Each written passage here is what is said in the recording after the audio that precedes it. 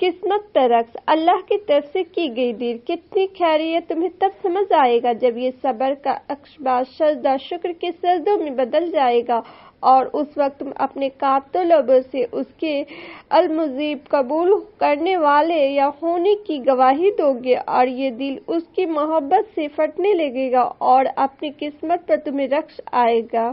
اب اکیلے رہنا سیکھ لیا، دل کی باتیں خود سے کہنا سیکھ لیا، مجھے کسی کے کاندھے کی ضرورت نہیں، تنہا تنہا چپکے رونا سیکھ لیا، کوئی کسی کے زخموں کو بھلا کیسے سے پائے گا، اپنے زخم کو اپنے ہاتھوں سے سینا سیکھ لیا۔ بات عجیب ہے پر یہی سچ ہے، غم کا زہر تھوڑا تھوڑا پینا سیکھ لیا، عمر بھر ساتھ کس کا کون دیتا ہے، پل پل مرنا پل پل جینا سیکھ لیا۔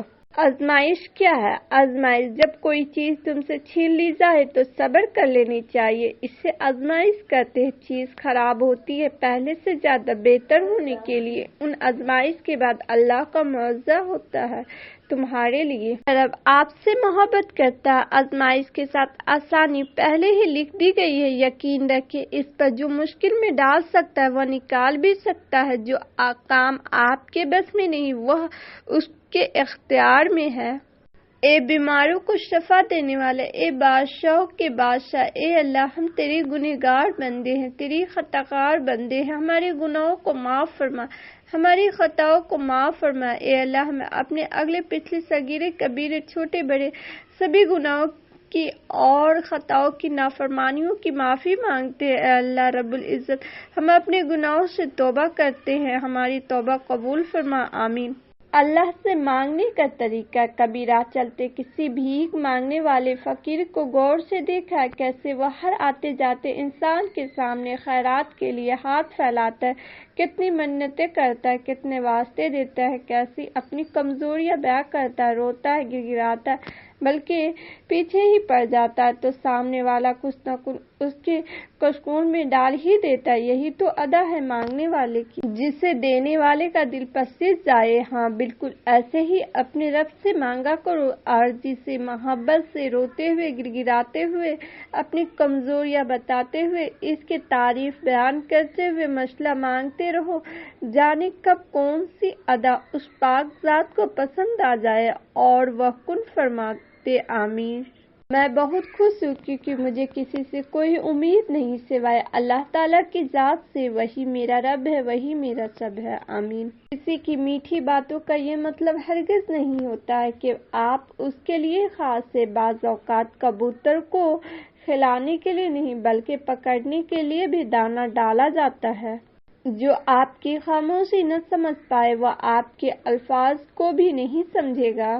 ہمیں بھی آپ صلی اللہ علیہ وسلم کی ہر سنت پر عمل کرنا چاہیے، سوتے جاگتے کھاتے پیتے چلتے پھرتے ہر وقت ہر اعمال میں آپ صلی اللہ علیہ وسلم کی سنت، آپ صلی اللہ علیہ وسلم کی بتائے ہوئے طریقے کا پورا خیال رکھنا چاہیے۔ جو شخص آپ صلی اللہ علیہ وسلم کی سنت پر عمل نہیں کرتے، آپ صلی اللہ علیہ وسلم کے بتائے ہوئے طریقے پر نہیں چلتے تو اس سے اللہ تعالیٰ اور حضور صلی اللہ علیہ وسلم ناراض ہوتے ہیں۔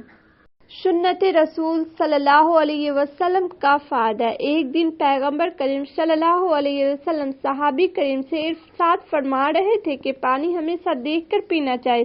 ایک یہودی اسی وقت وہاں موجود تھا، اس نے بھی یہ ارشاد لسان سن لیا۔ اپنے گھر میں رات کو جب پانی پینے لگا تو بیوی سے بولا چراغ لے آؤ۔ بیوی چراغ لے آئی تو روشنی میں دیکھا کہ پانی کے پیالے کے تہہ میں ایک سایہ بچھو تھا۔ صبح وہ دربار صلی اللہ علیہ وسلم میں حاضر ہو کر بولا، آپ کی ایک سنت پر عمل کرنے سے جان کی حفاظت ہو گئی، وہ دین کتنا پیارا ہوگا۔